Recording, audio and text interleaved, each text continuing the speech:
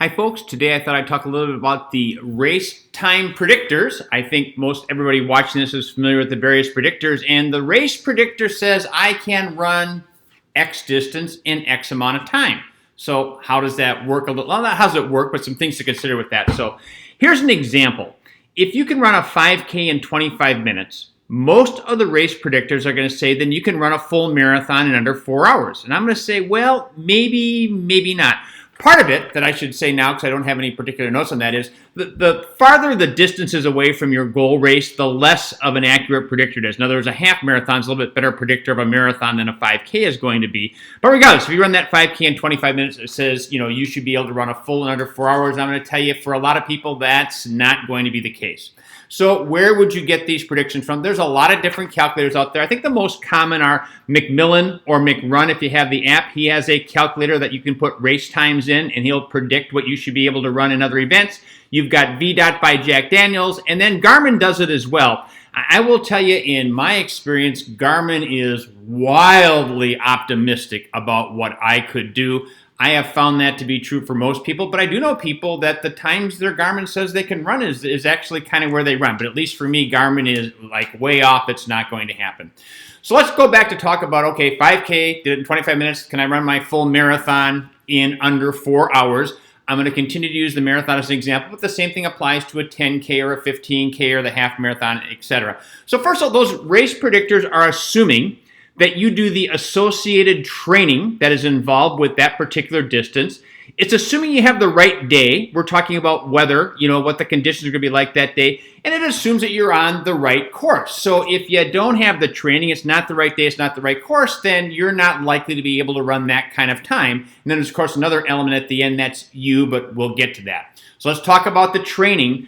Generally speaking, for a marathon, they're figuring you're able to run 60 to 80 plus miles per week. Now, right now, people are saying, hey, I know all kinds of people who run fast marathons. They don't do that type of mileage. Again, that gets back to everybody's an individual. And I, too, know people who run very fast marathons, don't do that mileage. But in general, they're assuming you're doing some pretty high mileage to run those marathon times. And of course, it also assumes that you're doing marathon-specific work in your training, which you're probably doing if you do that. But you've got to do the associated training if you want a shot at those times. You need the right day. Weather really matters. So what's the right day for a marathon? So I will tell you the right day varies by distance. The longer the distance, the cooler the weather you want. So for a marathon, it's really right around 50 degrees and very low humidity. You'd like it to be cloudy so the sun's not beating down on you, and you want very little wind, or maybe the wind kind of coming at you from your back. Now, to give you an example, if you're running a 5K, the temperature could be more like 65 degrees. And the reason for the warmer is you're trying to fire the muscles faster, you're not out as long, etc. But here's a perfect example. As I'm recording this, it's a couple weeks after the 2019 Chicago Marathon. They were 50 degrees, maybe a little bit lower. They had low humidity. It was cloudy. They did have some wind, so they didn't meet that. But I'll tell you what, I know a lot of people who ran PRs in Chicago this year. Why? They had the right day, and more often than not, what happens is we get there for the marathon and it's 65 degrees, and the humidity's up a little bit, and there's a little bit of sun. That's fine. You've got to be able to run in everything, but your ability to really hit the fastest time probably isn't going to be there depending upon those conditions. And then you need the right course. So in general, the course is flattish. I say flattish because some little rolling to it is actually kind of good.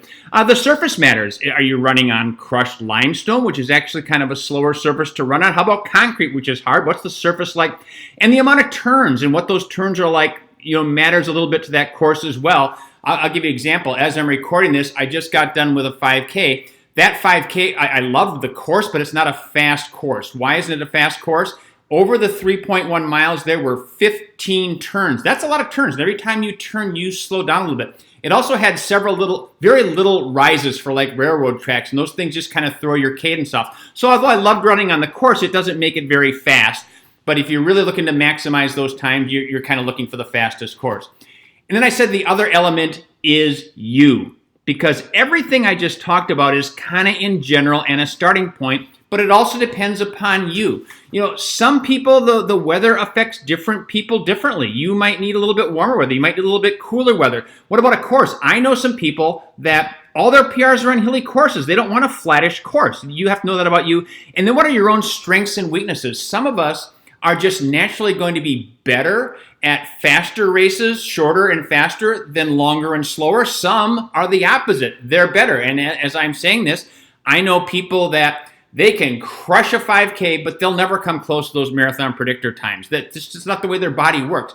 On the other hand, I know people who can crush the marathon, but they never get close to the 5K times. Again, that's where that body works. So you always want to consider, you know, what is weather for you? What is the course for you? But really, what are your own strengths and weaknesses? So I love the predictors. I use the predictors. And over time, I think you can use those predictors to kind of figure out how do they best work for you.